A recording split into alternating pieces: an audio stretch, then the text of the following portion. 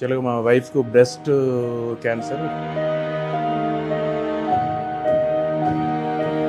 మొదలు భయంతోటే వాళ్ళు సర్జరీ చేశారు, తట్టుకుంటుందా లేదా అనేది.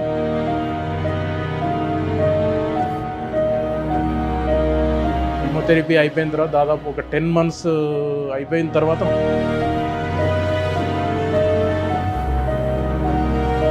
హాస్పిటల్ గురించి ఫస్ట్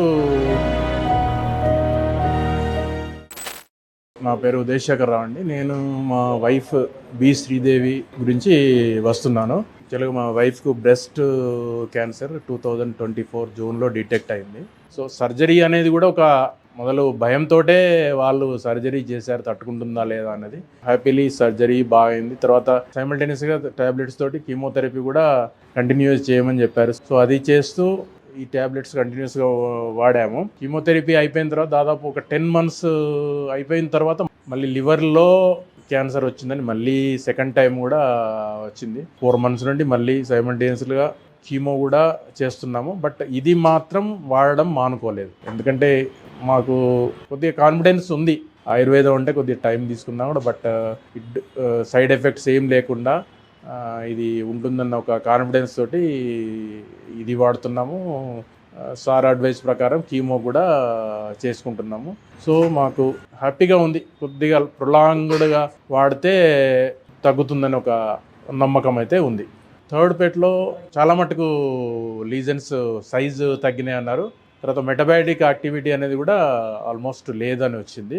సో అదొకటి చాలా పాజిటివ్ సైన్ అని అనుకుంటున్నాను. హాస్పిటల్ గురించి ఫస్ట్ యూట్యూబ్లో సెర్చ్ చేస్తుంటే దొరికింది. తర్వాత మా రిలేటివ్స్ ద్వారా ఒకరు ఆల్రెడీ యూజ్ చేసిన వాళ్ళు అడ్రస్, ఫోన్ నెంబరు వాళ్ళ ఫ్రెండ్ ద్వారా దొరికింది. తనతో డైరెక్ట్గా మాట్లాడాము. యాక్చువల్గా అదొకటి కాన్ఫిడెన్స్. ఆమె కీమోకి వెళ్ళలేదు, direct after surgery she started using this. 1 year అయిందని అప్పటికే మేము మాట్లాడేసరికి బాగుందని చెప్పింది. సో ఆ కాన్ఫిడెన్స్ తోటి మేము విల్ గివ్ ఏ ట్రై అనేది దాంతో వచ్చాం. మా మేడం హ్యాపీగా ఉంది. తన సన్ మ్యారేజ్ చూడాలని ఒక కోరిక, అదొకటి బలంగా ఉంది. హ్యాపీలీ ఏప్రిల్లో ఉంది మ్యారేజ్ అయిపోయిన తర్వాత చూద్దాం. హాస్పిటల్ గురించి చెప్పాలంటే అంటే వాడితే వచ్చే నష్టం మాత్రం లేదు, బట్ ఒక్కసారి ట్రై చేస్తే బెటర్ అని నాకు ఇంతకుముందు ఒకళ్ళిద్దరు కూడా కలిశారు, చెప్పాను.